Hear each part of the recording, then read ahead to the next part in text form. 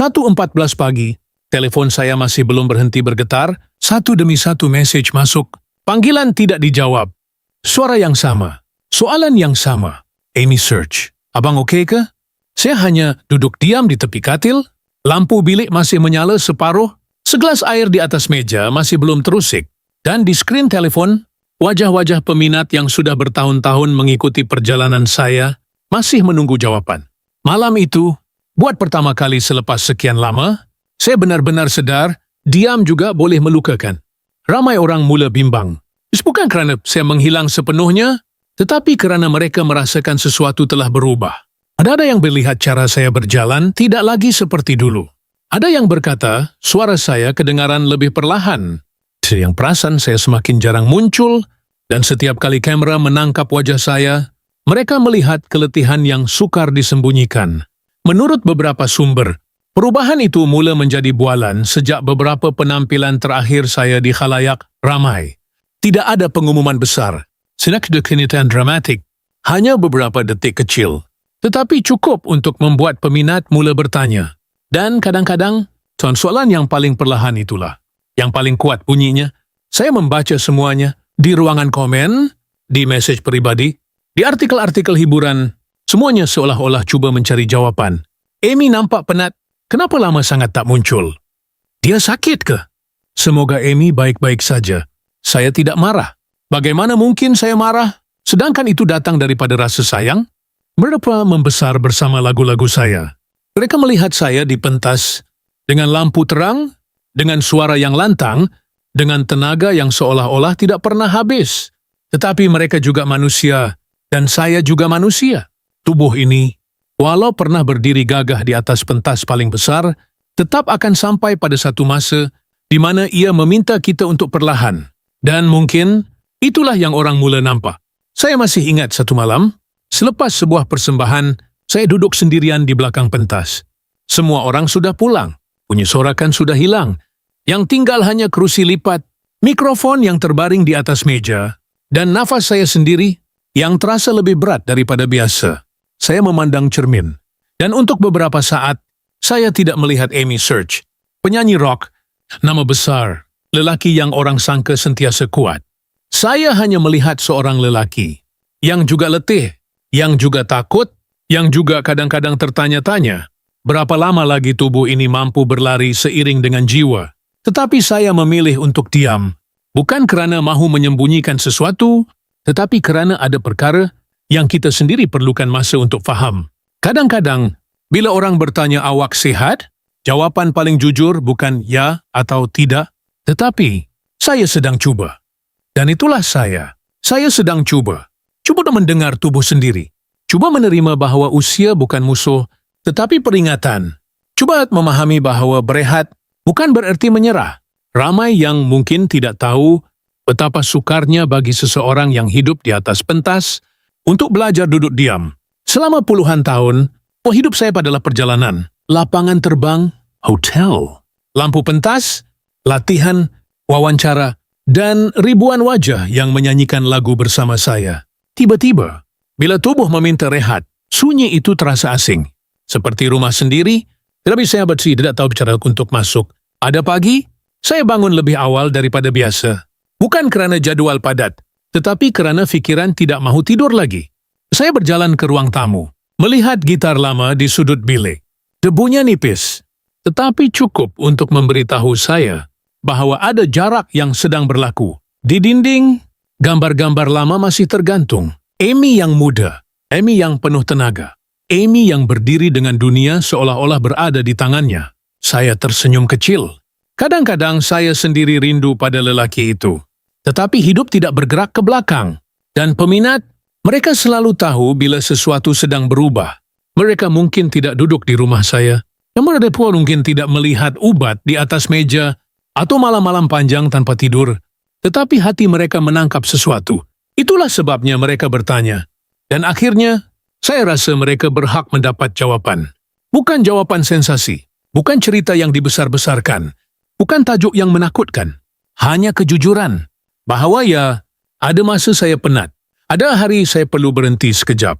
Ada ketika saya memilih untuk menjauh supaya saya tidak kehilangan diri sendiri. Tetapi tidak. Yusuf terus penghilang.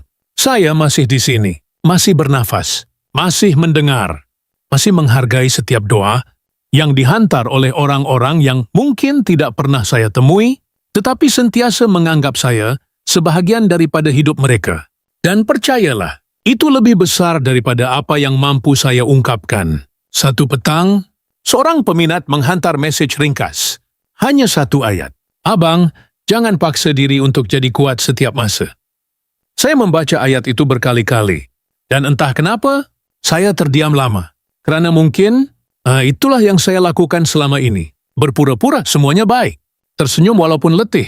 Berdiri walaupun lutut meminta duduk. Menyanyi walaupun dada terasa berat. Bukan kerana saya mau menipu sesiapa, tetapi kerana saya fikir, itulah harga menjadi simbol kepada ramai orang. Hari ini, saya belajar sesuatu yang berbeza. Bahawa menjadi kuat, kadang-kadang bermaksud berani mengaku kita sedang lemah. Dan mungkin, inilah kali pertama saya benar-benar berkata, saya juga manusia. Saya juga pernah takut. Saya juga pernah memandang malam yang terlalu sunyi. Dan bertanya pada diri sendiri, suara ini masih mampu menyentuh hati orang. Di luar rumah, Kuala Lumpur masih bergerak seperti biasa. Lampu jalan masih terang. Kereta masih lalu tanpa henti. Dan saya masih duduk di sini dengan telepon yang kini sudah senyap sedikit. Tetapi hati yang akhirnya lebih ringan. Kerana selepas sekian lama, saya tidak lagi hanya diam. Saya akhirnya bersuara bukan untuk menjawab semua kabar, tetapi untuk memberitahu mereka bahawa di sebalik nama besar itu masih ada seorang lelaki yang hanya sedang belajar bagaimana untuk terus hidup. Ada orang hanya dengan melangkah keluar ke atas pentas, tanpa perlu memperkenalkan diri, tanpa perlu mengangkat tangan, tanpa perlu berkata apa-apa. Seluruh dewan sudah berdiri. Amy adalah orang seperti itu. Sejak dahulu, nama itu bukan sekadar nama seorang penyanyi. Ia adalah bunyi jeritan gitar elektrik. Ia adalah lampu pentas yang menyala terang. Ia adalah suara serak yang kasar, tetapi entah bagaimana, mampu menyentuh tempat paling lembut dalam hati manusia. Orang mengenali saya bukan kerana kesempurnaan, tetapi kerana suara itu, suara yang tidak pernah terlalu bersih, tidak terlalu halus, tidak dibuat-buat untuk kedengaran indah. Suara yang lahir daripada perjalanan panjang, daripada jatuh bangun, daripada malam-malam panjang, daripada luka yang tidak semua orang nampak. Dan mungkin kerana itu, bila saya menyanyi, orang tidak hanya mendengar lagu. Mereka mendengar hidup. Di atas pentas, saya pernah menjadi seseorang yang seolah-olah tidak boleh dikalahkan. Peluh membasahi jaket kulit, lampu panas menyuluh wajah, ribuan suara menjerit nama saya, dan saya berdiri di tengah semuanya, seperti dunia sedang berputar mengikut rentak musik. Ada malam, saya sendiri hampir lupa bahawa saya juga manusia biasa. Kerana ketika musik bermula, segala rasa sakit hilang, segala penat lenyap, yang tinggal hanya tenaga, hanya adrenalin, hanya hubungan aneh antara saya dan ribuan jiwa di hadapan saya. Mereka menyanyi bersama, mereka menangis bersama. Kadang-kadang, mereka lebih percaya pada lagu saya daripada kata-kata orang terdekat mereka sendiri. Dan itu adalah tanggung jawab yang besar. Bertahun-tahun, orang memanggil saya simbol rock Malaysia. Satu gelaran yang berat. Kerana simbol tidak dibenarkan kelihatan lemah. Simbol selalu harus berdiri tegak. Selalu harus kelihatan yakin. Selalu harus menjadi tempat orang lain bersandar. Tetapi hanya saya yang tahu berapa kali saya pulang ke rumah dengan tubuh yang hampir rebah. Berapa kali saya duduk sendirian selepas konsert, masih memakai pakaian pentas, tetapi tidak mampu membuka kasut sendiri kerana terlalu letih. Berapa kali saya melihat cermin dan bertanya, adakah orang masih melihat legenda itu? Atau hanya seorang lelaki yang semakin tua? Namun di mata peminat, Amy Search tetap Amy Search. Lelaki dengan suara garau itu. Lelaki yang tidak pernah menyanyi separuh hati. Lelaki yang ketika menggenggam mikrofon, seolah-olah sedang menggenggam seluruh hidupnya. Dan itulah sebabnya, bila saya mula diam, mereka segera perasan. Kerana orang sudah terlalu biasa melihat saya melawan. Melawan usia, melawan tekanan, melawan masa. Jadi apabila saya memilih untuk perlahan, mereka tidak melihatnya sebagai rehat. Mereka melihatnya sebagai sesuatu yang menakutkan. Dan saya faham itu. Bagaimana mungkin mereka tidak risau, sedangkan selama ini Saya adalah bunyi yang selalu hadir dalam hidup mereka, dari radio lama di ruang tamu, hingga konsert besar di stadium, dari zaman kaset hingga era digital, kami membesar bersama. Saya bukan hanya penyanyi untuk mereka, saya adalah kenangan. Saya adalah suara di zaman muda mereka. Saya adalah lagu yang dimainkan ketika mereka jatuh cinta, ketika mereka putus cinta, ketika mereka kehilangan seseorang, ketika mereka coba bangun semula. Dan mungkin itulah sebab sebenar mereka takut. Bukan kerana berita, bukan kerana kabar angin, tetapi kerana apabila seseorang yang menjadi sebahagian daripada hidup kita tiba-tiba diam, sunyi itu terasa terlalu pribadi. Saya pernah melihat seorang lelaki berusia hampir 60 tahun datang ke belakang pentas selepas persembahan. Tangannya menggigil ketika berjabat dengan saya. Dia berkata perlahan, "Abang, saya membesar dengan suara abang. Bila saya kehilangan ayah saya, lagu abang yang temankan saya." Dan saya tidak tahu harus menjawab apa. Kerana pada saat itu, saya sedar, saya bukan sekadar menyanyi. Ada yang tinggal dalam heteropioding train. Dan hari ini, bila mereka melihat saya lebih perlahan, lebih diam, lebih jauh dari lampu pentas, mereka merasa kehilangan itu juga. Ironinya, lelaki yang dulu selalu dianggap paling kuat, ini membuat ramai orang risau, bukan kerana kata-kata, tetapi kerana diamnya. Dulu, orang menunggu saya bersuara. Sekarang, orang takut kerana saya terlalu lama tidak bersuara. Dan mungkin itulah harga sebenar menjadi seseorang yang pernah begitu kuat di mata dunia. Pada awalnya, tiada siapa mahu percaya. Semua orang memilih untuk menganggap itu cuma keletihan biasa. Mungkin hanya jadual yang terlalu padat. Mungkin hanya malam yang kurang tidur. Mungkin hanya usia yang perlahan-lahan mula meminta ruang. Tetapi kadang-kadang sesuatu yang besar selalu bermula daripada perkara yang sangat kecil. Hanya satu penampilan yang sedikit berbeza. Satu wawancara di mana saya lebih banyak diam daripada bercakap. Satu persembahan di mana saya tidak bergerak seluas dulu. Satu senyuman yang tidak lagi sampai ke mata. Dan peminat, mereka selalu menjadi orang pertama yang perasan. Bukan kerana mereka mencari kelemahan, tetapi kerana mereka terlalu mengenali. Menarik tidur bagaimana saya biasanya berdiri. Mereka tahu bagaimana saya biasanya memegang mikrofon. Mereka tahu nada suara saya, bahkan sebelum saya menyebut ayat pertama. Jadi bila sesuatu berubah, walaupun hanya sedikit, mereka akan merasakannya. Saya masih ingat malam itu, sebuah persembahan yang sepatutnya biasa. Lampu menyala, penonton bersorak, nama saya dipanggil seperti selalu. Dan saya berjalan keluar dengan jaket hitam yang sudah terlalu biasa menemani saya. Dari jauh, semuanya kelihatan normal. Tetapi orang yang benar-benar melihat akan tahu. Langkah saya sedikit perlahan. Nafas saya sedikit lebih berat. Dan untuk pertama kalinya selepas sekian lama, saya meletakkan mikrofon lebih awal daripada biasa. Itu perkara kecil, sangat kecil. Mungkin tiada siapa patut memikirkannya. Tetapi malam itu, media sosial mula dipenuhi persoalan. Amy nampak penat malam ni. Kenapa dia macam tak banyak bercakap? Abang Amy okey ke? Saya baca semuanya. Dan saya tahu, mereka tidak sedang membuat cerita. Mereka hanya melihat apa yang saya sendiri cuba sembunyikan. Selepas persembahan itu, saya duduk di belakang pentas lebih lama daripada biasa. Biasanya, saya masih akan bergurau. Masih akan bercakap dengan kru. Masih akan ketawa walaupun tubuh sudah letih.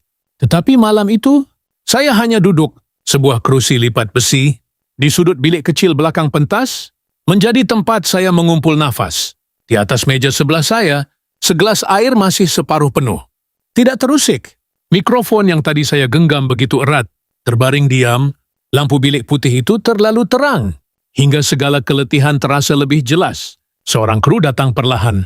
Dia tidak bertanya banyak, hanya berkata, "Abang, kalau penat, kita boleh kurangkan jadual." Saya hanya mengangguk, kerana kadang-kadang pengakuan paling jujur datang dalam bentuk diam. Sejak malam itu, orang mula mengira berapa kali saya muncul, berapa kali saya membatalkan kehadiran. Sebab bila berstand dapat memberi kenyataan, berapa banyak gambar terbaru yang menunjukkan wajah saya semakin kurus. Menurut beberapa peminat, mata saya juga berbeza. Bukan sedih, bukan marah, tetapi seperti seseorang yang sedang berperang secara senyap. Dan mungkin mereka tidak salah. Ada hari, saya sendiri berdiri di depan cermin dan hampir tidak mengenali pantulan itu. Bukan karena wajah berubah terlalu banyak, tetapi karena ada sesuatu pada mata itu yang tidak sama lagi. Mata seorang lelaki yang mula belajar menerima had dirinya sendiri. Itu bukan perkara mudah, terutama untuk seseorang yang selama ini hidup dengan tepukan, dengan sorakan, dengan kepercayaan bahwa pentas adalah rumah. Tiba-tiba, bila tubuh memberi isyarat, rumah itu terasa jauh. Satu lagi perkara yang orang mula perasan, ialah saya semakin cepat duduk. Dulu, saya hampir tidak pernah menggunakan kerusi semasa sesi panjang. Saya suka berdiri. Saya suka bergerak. Saya suka rasa tenaga itu. Tetapi kini, kerusi di belakang pentas menjadi lebih penting. Kadang-kadang, lebih penting daripada tepukan di luar sana. Dan anehnya, benda paling kecil itulah yang paling kuat berbicara. Bukan tajuk berita, bukan kabar sensasi, tetapi sebuah kerusi kosong, sebuah mikrofon yang diletakkan terlalu awal, sebuah gelas air yang tidak habis diminum. Semua itu bercakap lebih jujur daripada mana-mana wawancara. Peminat mula menyusun semua petunjuk kecil itu, seperti kepingan puzzle, dan perlahan-lahan kebimbangan itu menjadi nyata. Mereka tidak meminta sensasi. Mereka hanya mahu tahu, adakah lelaki yang selama ini mereka lihat begitu kuat, sedang baik-baik saja. Dan saya, setiap kali melihat soalan itu, hanya mampu menarik nafas panjang. Kerana kadang-kadang, jawaban paling sukar untuk diberikan bukan kepada media, tetapi kepada orang-orang yang benar-benar peduli. Senyah selalu menjadi tempat paling subur untuk kabar angin tumbuh. Semakin lama saya tidak bersuara, semakin banyak orang mula mengisi ruang kosong itu dengan andaian mereka sendiri. Pada mulanya, ia hanya bisikan kecil di ruangan komen, di forum peminat, di bawah potongan video lama. Seseorang menulis, "Amy dah lama tak muncul." Orang lain membalas, "Mungkin dia sedang berehat." Lalu datang satu lagi suara, atau mungkin keadaannya lebih serius. Begitulah semuanya bermula, bukan dengan satu berita besar, tetapi dengan ratusan ayat pendek yang perlahan-lahan menjadi gelombang. Media sosial tidak pernah benar-benar tidur. Dan apabila seseorang seperti saya memilih diam, algoritma seolah-olah mula bekerja sendiri. Gambar lama muncul semula, rakaman persembahan lama dipotong pendek. Wajah saya diperbesar, langkah saya diperlahankan. Setiap gerakan kecil dianalisis seperti petunjuk rahasia. Ramai orang mula membuat spekulasi. Ada yang berkata, saya sedang melalui masalah kesihatan yang serius. Ada yang berpendapat, saya hanya mahu menjauh daripada dunia hiburan. Ada juga yang percaya, mungkin saya sudah terlalu penat dan memilih untuk tidak lagi melawan. Tiada siapa benar-benar tahu, tetapi semua orang seolah-olah mempunyai jawaban. Itulah bahagian yang paling aneh.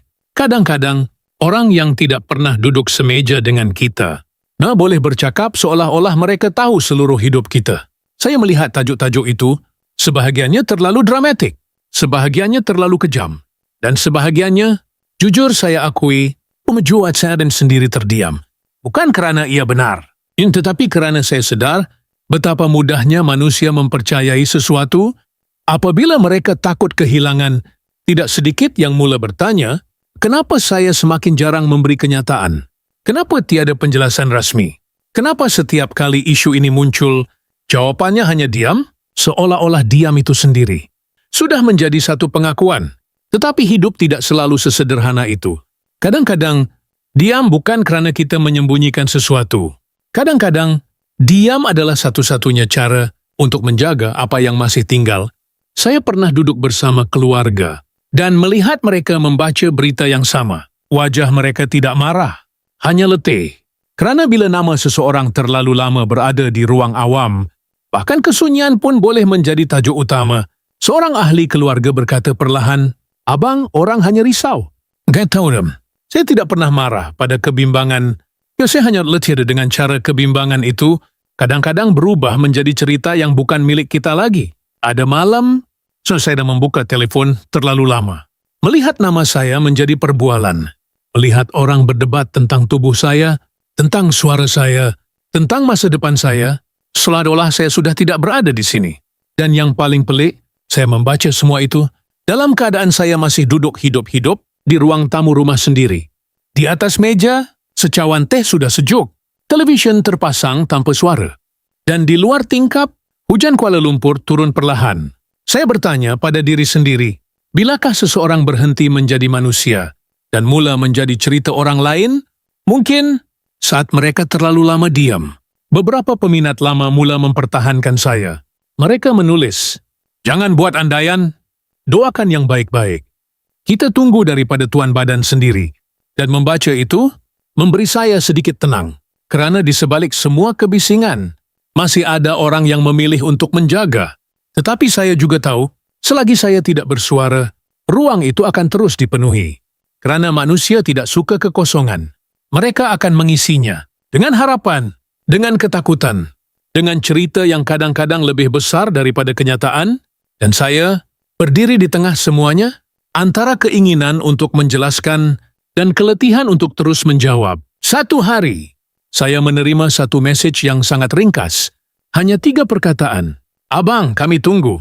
Tiada drama, tiada andaian, tiada tajuk sensasi. Hanya 3 perkataan itu. Dan entah kenapa, itulah yang paling berat. Karena saya sedar, di sebalik semua kabar angin, yang sebenarnya sedang menunggu bukan internet, tetapi hati-hati yang pernah membesar bersama suara saya. Dan mungkin itulah sebabnya saya akhirnya tahu bahawa terlalu lama diam juga boleh menjadi satu bentuk kehilangan. Saya telah membaca semuanya, setiap message, setiap doa, setiap pertanyaan kecil yang mungkin ditulis dengan tangan yang juga sedang risau. Dan saya juga membaca ketakutan yang tidak semua orang berani tulis secara terus. Saya tahu di sebalik ayat seperti, "Abang jaga kesihatan ya," atau "Semoga Amy sentiasa kuat." Ada satu soalan yang lebih dalam, yang ramai orang cuba sembunyikan dengan sopan. "Amy, sebenarnya abang sedang melalui apa?" Sejujurnya, saya lama berfikir, sama ada saya perlu bercakap atau terus diam, kerana ada perkara dalam hidup yang tidak mudah dijelaskan dengan satu wawancara. Ada rasa letih yang tidak boleh diterangkan hanya dengan perkataan penat, ada sunyi yang tidak boleh diisi hanya dengan rehat beberapa hari, dan ada perubahan yang hanya benar-benar difahami bila kita sendiri berdiri di depannya. Hari ini, saya memilih untuk jujur, bukan untuk mencipta simpati, bukan untuk menjawab semua kabar angin, tetapi kerana saya rasa orang yang selama ini setia bersama saya layak mendengar sesuatu yang datang terus daripada hati saya sendiri. Ya, saya penat. Bukan penat sehari dua. Bukan penat kerana satu persembahan. Tetapi penat yang datang perlahan, tahun demi tahun, tanpa kita sedar, sehingga suatu pagi kita bangun dan tubuh sendiri terasa seperti orang asing. Dulu, saya boleh tidur 3 jam dan tetap naik ke pentas seperti ribut. Sekarang, kadang-kadang 8 jam pun tidak cukup. Dulu, suara ini datang seperti nafas. Sekarang, suatu hari saya perlu diam lebih lama, hanya untuk memastikan ia masih setia bersama saya. Dan itu menakutkan. Bagi orang lain, suara mungkin hanya bunyi. Tetapi bagi saya, itulah hidup saya, itulah cara saya bercakap dengan dunia. Itulah cara saya mencintai, cara saya melawan, cara saya bertahan. Bila suara itu mula berubah, saya tidak hanya takut kehilangan karier, saya takut kehilangan sebahagian daripada diri saya sendiri. Usia adalah guru yang sangat jujur. Ia tidak menjerit. Ia tidak memberi amaran besar.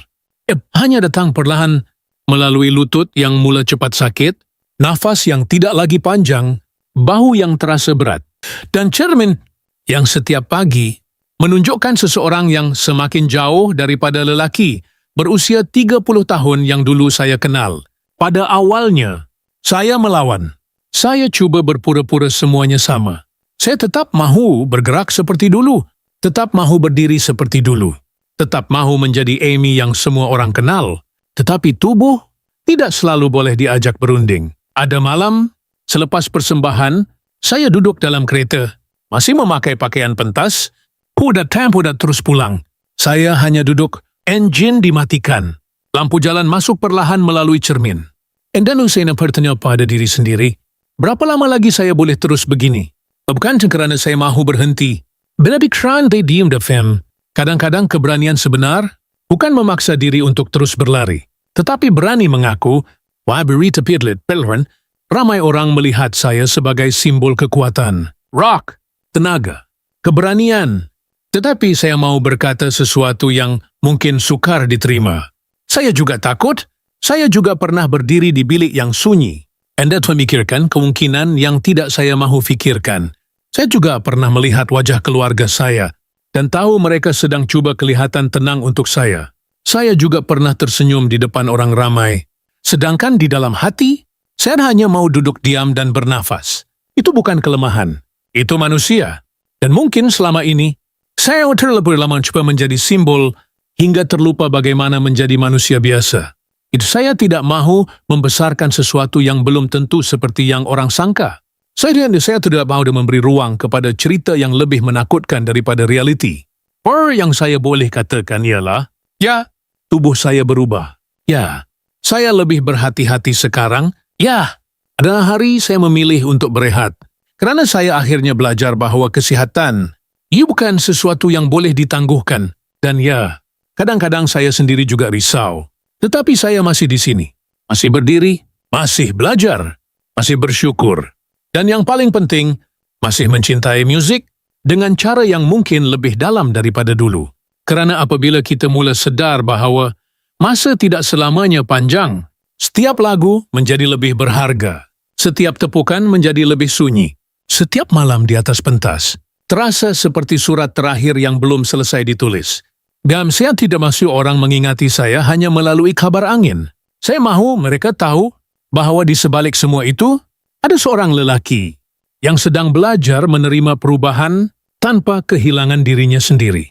Dan jika suatu hari langkah saya lebih perlahan, suara saya lebih rendah, atau saya memilih untuk diam lebih lama, jangan terus anggap itu pengakhiran. Mungkin itu hanya saya sedang belajar cara baru untuk tetap hidup. Penonton selalu melihat cahaya, lampu pentas yang terang, sorakan yang bergema, nama yang dipanggil berulang kali, dan seorang lelaki di tengah semuanya, seolah-olah hidupnya sentiasa dipenuhi kemenangan. Tetapi pentas selalu hanya menunjukkan separuh daripada cerita. Orang melihat saya berdiri tegak di bawah cahaya, tetapi mereka tidak melihat berapa banyak malam yang saya habiskan duduk sendirian selepas semua orang pulang. Mereka mendengar suara yang lantang, tetapi tidak mendengar sunyi yang datang selepas mikrofon dimatikan. Mereka melihat tepukan, tetapi tidak melihat harga yang dibayar untuk mendapatkannya. Ada tahun-tahun, hidup saya tidak lagi bergerak mengikut hari. Ia bergerak mengikut jadual persembahan. Bandar ke bandar, negeri ke negeri, lapangan terbang, bilik hotel, dewan konsert, dan jalan raya yang terasa semakin sama setiap minggu. Kadang-kadang saya bangun pagi dan mengambil masa beberapa saat hanya untuk mengingat bahwa ini saya berada di mana. Itulah kehidupan seorang penyanyi yang orang luar selalu nampak sebagai glamour. Tetapi glamour juga boleh sangat sunyi. Ada malam, selepas konsert besar, semua orang meraihkan, kru ketawa. Peminat masih menunggu di luar, telefon penuh dengan ucapan tahniah. Tetapi saya masuk ke bilik hotel, menutup pintu, dan tiba-tiba dunia menjadi terlalu senyap. Tiada tepukan, tiada musik, hanya bunyi pendingin hawa. Dan tubuh yang akhirnya dibenarkan mengaku letih. Saya pernah tertidur dengan kasut masih di kaki, masih memakai pakaian pentas, masih ada bau asap lampu dan peluh di badan. Kerana kadang-kadang, tenaga untuk menanggalkan semuanya pun sudah tiada. Orang selalu bertanya, macam mana Amy boleh kekal kuat selama ini? Jawabannya bukan kerana saya tidak penat, tetapi kerana saya terlalu lama belajar cara menyembunyikan penat itu. Saya membesar dalam dunia di mana artis tidak diajar untuk mengaku lemah. Kita diajar untuk terus berdiri, walaupun suara serak, walaupun demam, walaupun hati sedang pecah, kerana pentas tidak menunggu. Penonton tidak tahu apa yang berlaku di belakang tirai, dan mungkin mereka juga tidak perlu tahu. Tetapi ada harga yang dibayar, hari lahir yang saya sambut di lapangan terbang. Makan malam keluarga yang saya lepaskan kerana jadual. Anak-anak yang membesar, sementara saya masih berada di bandar lain.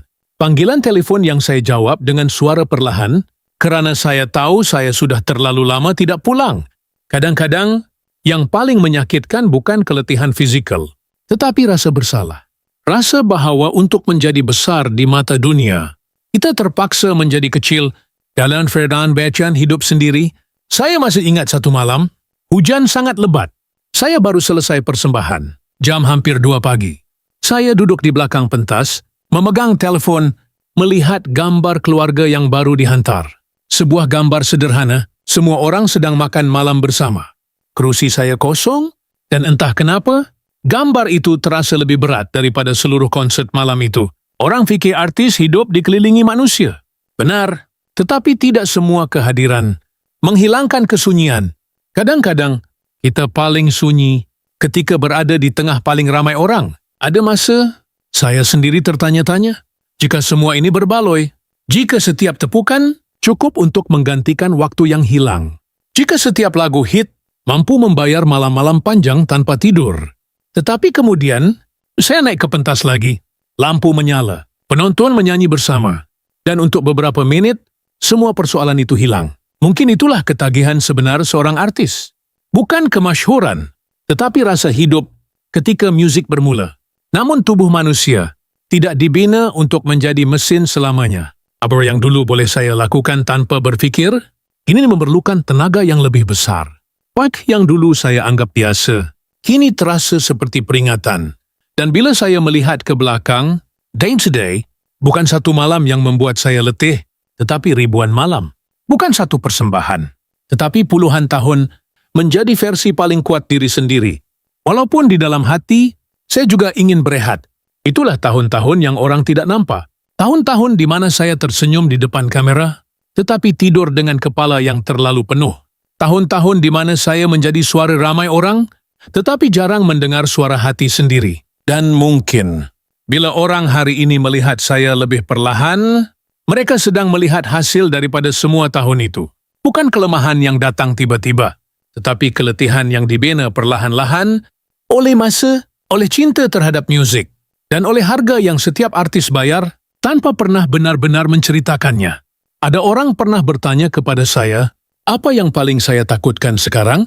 Bukan kehilangan pentas, bukan kehilangan suara, bukan juga tajuk berita yang datang dan pergi, tetapi melihat orang-orang yang saya sayang diam-diam memikul kebimbangan, dan saya tidak tahu bagaimana untuk menenangkan mereka.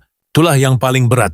Kerana bila kita sakit, atau sekadar kelihatan tidak seperti biasa, yang pertama terluka selalunya bukan diri kita, tetapi orang-orang yang berdiri paling dekat. Keluarga saya. Mereka tidak banyak bercakap. Mereka mengenali saya terlalu lama untuk percaya pada senyuman yang dibuat-buat. Kadang-kadang, saya hanya turun ke ruang makan sedikit lambat daripada biasa, dan mereka sudah tahu malam tadi saya tidak tidur lena. Kadang-kadang saya berkata, tak apa, saya oke. Tetapi seorang ibu, seorang istri, seorang anak, mereka tahu bila perkataan itu tidak benar sepenuhnya. Ada satu pagi, saya duduk di meja sarapan. Secawan kopi di depan saya sudah sejuk. Saya belum menyentuhnya. Seorang ahli keluarga hanya memandang saya lama, tanpa bertanya apa-apa. Dan kadang-kadang, diam seperti itu lebih sukar daripada 1000 soalan. Kerana dalam pandangan itu, ada cinta, ada takut, ada doa yang tidak diucapkan, dan ada harapan supaya saya tetap tinggal lebih lama. Saya pernah melihat mereka cuba kelihatan biasa, bercakap tentang perkara kecil, tentang cuaca, tentang berita, tentang rancangan hujung minggu. Tetapi di celah semua itu, saya tahu mereka sedang memerhatikan cara saya berjalan, cara saya menarik nafas, cara saya meletakkan tangan di dada ketika batuk datang perlahan. Perkara-perkara kecil yang orang luar mungkin tidak nampak, tetapi keluarga, mereka selalu nampak. Dan itu membuat saya sadar, saya tidak pernah benar-benar menghadapi semua ini sendirian. Kawan-kawan pula, mereka datang dengan cara yang berbeza. Tidak semua orang tahu pekuan untuk bertanya, kau oke? Ada yang memilih untuk diam. Ada yang hanya datang duduk bersama. Dan yang saya hantar message pendek. Aku dekat kalau kau perlukan. Dan anehnya, kadang-kadang itulah yang paling saya perlukan. Bukan nasihat besar, bukan kata-kata motivasi, hanya kehadiran, hanya seseorang yang tidak memaksa saya untuk kelihatan kuat. Saya masih ingat satu malam, seorang sahabat lama datang ke rumah. Kami tidak bercakap tentang kesihatan, tidak bercakap tentang kabar angin. Kami hanya duduk di beranda, memandang hujan turun. Dia menyalakan rokok. Dan saya hanya ketawa kecil melihatnya. Selepas beberapa menit, dia berkata perlahan, aku rindu tengok kau ketawa macam dulu. Itu sahaja.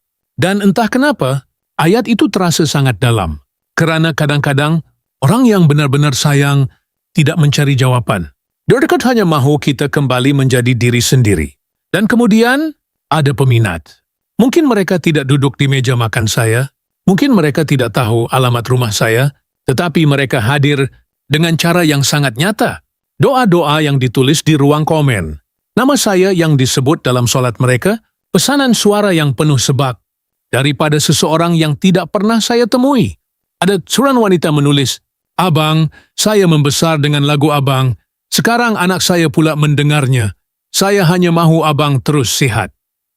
Saya membaca itu berulang kali, kerana saat seperti itu, saya faham, hubungan antara artis dan peminat bukan sekadar hiburan. Ia adalah perjalanan hidup yang berjalan bersama. Dirksen lihat saya ketika muda. Mereka mendengar lagu saya ketika mereka jatuh cinta. Mereka menyimpan suara saya di dalam kenangan paling penting mereka. Jadi bila mereka risau, itu bukan rasa ingin tahu. Itu kehilangan yang mereka takutkan. Tidak sedikit yang berkata mereka mendoakan saya setiap hari. Ada yang menghantar gambar lama keset. Ada yang berkongsi tiket konsert dari puluhan tahun lalu. Seolah-olah mereka mahu mengingatkan saya bahawa saya pernah menjadi sebahagian daripada hidup mereka. Dan sebenarnya, mereka juga menjadi sebahagian daripada hidup saya. Kadang-kadang, bila malam terlalu sunyi dan fikiran terlalu bising, saya membuka semula mesej-mesej itu, bukan untuk mencari simpati, tetapi untuk mengingatkan diri bahawa saya masih punya alasan untuk terus menjaga diri. Kerana ternyata, yang sedang bertahan bukan hanya saya, tetapi juga semua orang yang diam-diam berharap agar saya masih punya cukup waktu untuk kembali berdiri di bawah cahaya itu lagi. Sampai hari ini, saya masih tidak pasti apa yang paling meletihkan tubuh ini atau diam yang terlalu panjang. Kadang-kadang, bukan rasa sakit yang paling sukar ditanggung, tetapi saat-saat sunyi, setelah semua orang berhenti bertanya, dan kita terpaksa duduk sendirian, bersama fikiran sendiri. Saya sudah terlalu lama hidup di tempat yang penuh bunyi, sorakan, musik, lampu. Nama saya dipanggil dari pelbagai arah. Dan sekarang, bila malam datang, yang tinggal hanya bunyi jam di dinding dan nafas saya sendiri. Aneh, bagaimana seseorang boleh merindui kebisingan setelah bertahun-tahun cuba melarikan diri daripadanya. Ada malam, saya duduk di ruang tamu tanpa televisyen, tanpa musik, tanpa telefon. Hanya lampu kecil di sudut bilik dan bayang-bayang yang bergerak perlahan di dinding. Di atas meja ada mikrofon lama. Bukan untuk digunakan. Hanya saya simpan sebagai peringatan. Kadang-kadang saya melihatnya lama, seolah-olah benda itu tahu semua rahsia yang tidak pernah saya ucapkan. Berapa banyak ketakutan yang saya sembunyikan di belakang senyuman? Berapa banyak keletihan yang saya bungkus dengan profesionalisme? Berapa banyak malam yang saya pulang dengan dada penuh bunyi, tetapi hati terlalu kosong untuk tidur. Sampai sekarang, saya masih belajar bahawa menjadi tenang tidak sama dengan menyerah. Bahawa berehat bukan bererti saya kalah. Tetapi untuk menerima itu, saya perlukan masa. Kerana selama bertahun-tahun, saya dibentuk untuk percaya. Dan bahawa berhenti adalah kelemahan. Bahawa perlahan adalah kegagalan. Bahawa seorang legenda harus sentiasa kelihatan tidak tergoyahkan. Tetapi legenda juga manusia. Dan manusia kadang-kadang hanya mahu duduk tanpa perlu menjelaskan apa-apa. Saya pernah berdiri di depan cermin lama tanpa berkata apa-apa. Hanya melihat wajah sendiri, garis-garis halus yang dulu tidak ada, mata yang sedikit lebih berat. Dan satu pertanyaan kecil yang datang tanpa izin, adakah saya masih orang yang sama? Atau saya hanya bayangan daripada seseorang yang pernah sangat kuat? Soalan itu tidak selalu ada jawaban. Kadang-kadang kita hanya belajar hidup bersamanya. Seperti belajar menerima hujan, walaupun kita lebih suka matahari. Ada hari, saya rasa baik. Saya ketawa. Saya bercakap. Saya merancang persembahan seterusnya. Dan saya percaya semuanya akan baik-baik saja. Tetapi ada juga hari di mana saya hanya mahu menutup pintu dan membiarkan dunia berjalan tanpa saya seketika. Bukan kerana saya putus asa, tetapi kerana jiwa juga perlukan ruang untuk bernafas. Ramai orang fikir, selepas kita bercakap jujur, semuanya akan menjadi lebih mudah. Sebenarnya tidak. Kadang-kadang, Selepas pengakuan, sunyi menjadi lebih jelas. Kerana akhirnya, kita tidak lagi bersembunyi. Dan bila kita tidak lagi bersembunyi, kita terpaksa melihat semuanya dengan mata yang benar-benar terbuka. Itu menakutkan, tetapi juga melegakan. Sekurang-kurangnya, saya tidak lagi perlu berpura-pura. Saya tidak lagi perlu menjadi kuat setiap saat. Saya boleh mengaku bahwa ada malam, saya juga takut ada pagi. Saya juga bangun dengan rasa tidak pasti. Dan ada saat, saya hanya mahu menjadi lelaki biasa, bukan nama besar, bukan simbol, bukan suara generasi. Hanya seorang lelaki yang mahu pulang dan mendengar rumahnya sendiri terasa tenang. Mungkin itulah yang saya cari sekarang. Bukan kemasyhuran baru, bukan pembuktian baru, tetapi ketenangan. Sesuatu yang dulu saya fikir boleh ditangguhkan. Sekarang saya tahu, itulah perkara paling mahal. Di luar tingkap, malam Kuala Lumpur masih hidup. Lampu-lampu bangunan masih menyala. Kereta masih melintas tanpa peduli. Siapa yang sedang cuba menyusun semula hidupnya malam ini? Dan saya masih duduk di sini dengan secawan air yang belum habis, dengan mikrofon lama di atas meja, dan dengan hati yang perlahan-lahan belajar menerima bahwa tidak semua perjuangan perlu dimenangi dengan suara yang kuat. Ada yang hanya perlu dipeluk dalam diam. Sebuah bilik, lampunya masih menyala, tidak terlalu terang, hanya cukup untuk membuat bayang-bayang di dinding bergerak perlahan. Sebuah kerusi diletakkan dekat tingkap seperti selalu, seolah-olah seseorang baru sahaja bangun darinya dan akan kembali bila-bila masa. Saya berdiri di situ, di ambang pintu, tanpa melangkah masuk. Hanya melihat, hanya mendengar, sunyi yang tidak benar-benar sunyi. Di atas meja, ada mikrofon lama, sedikit calar pada pemegangnya, masih sama seperti dulu, seperti masih menyimpan ribuan malam, ribuan lagu, dan ribuan tepukan yang tidak pernah benar-benar pergi. Di sebelahnya, sehelai kertas dengan lirik yang belum selesai. Beberapa baris dipadam, beberapa perkataan digaris perlahan, seperti ada sesuatu yang masih belum sempat diucapkan. Segelas air masih separuh penuh. Cermin mata terletak sangat di hujung meja, dan sebuah gambar lama, wajah-wajah yang pernah ketawa bersama, masih membeku di dalam bingkai. Di luar, Kuala Lumpur masih bernyawa, lampu jalan masih terang, kereta masih melintas.